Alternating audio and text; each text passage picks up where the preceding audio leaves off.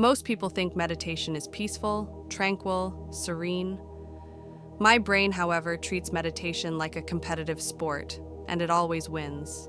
I learned that the hard way one morning when I decided for once in my life to become a calm person. You know, the type who drinks herbal tea, wears matching socks, and never screams when the Wi-Fi freezes.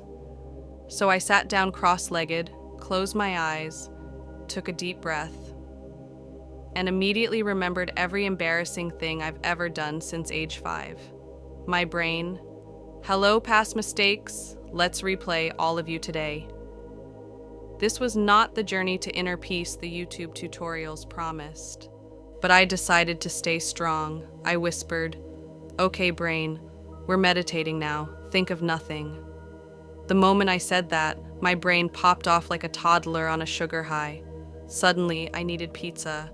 I needed to check my bank account. I needed to reorganize my closet. My knee itched in 17 places. Apparently, thinking about nothing requires thinking about everything first, but I tried again. I inhaled deeply, exhaled dramatically, and focused on my breath for exactly 3 seconds. Then my mind started negotiating with me. Hey, remember that thing you forgot to do 3 months ago? Let's stress about it now. At this point, I realized meditation wasn't the peaceful path I imagined. It was more like trying to babysit a squirrel that drank a triple espresso. Still, I wasn't giving up. I grabbed my phone and played a meditation bell. Ding. Ah, yes, the sacred sound of enlightenment. I focused again, but then I wondered, did the bell sound like a bell? Or was it more of a digital bell? Is a digital bell even a bell? Who knows? Who cares? Apparently I do, because now this was my entire life. My brain simply refused to let me meditate like a normal human. Finally, after far too long, I remembered something life-changing. Meditation isn't about stopping thoughts. It's about noticing them without getting pulled into their drama. Kind of like watching a soap opera from behind a glass window. So I decided to try something revolutionary. Instead of wrestling with my thoughts, I would just watch them. I sat down, closed my eyes, and waited. Thought, you should really be more productive. Me, noted. Thought, pizza might be a personality trait at this point. Me, valid.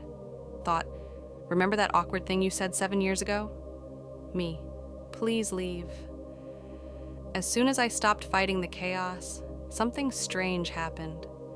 The chaos didn't disappear, but it stopped bossing me around. My thoughts were still there, yes. But instead of being a hurricane, they were more like clouds drifting by, judgment-free, effortless, almost peaceful.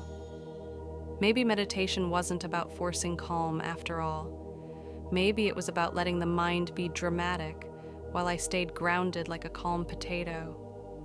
That day, I realized something hilarious and freeing. You don't meditate by controlling your brain. You meditate by refusing to let it drag you into every random thought it throws at you. You notice the thoughts, you let them pass, and occasionally you laugh at how ridiculous they are.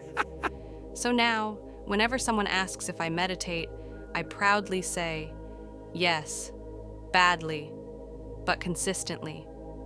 Because that's the secret. You don't need to be perfect. You just need to show up. And if your brain starts screaming about pizza again, well, that's just part of the experience.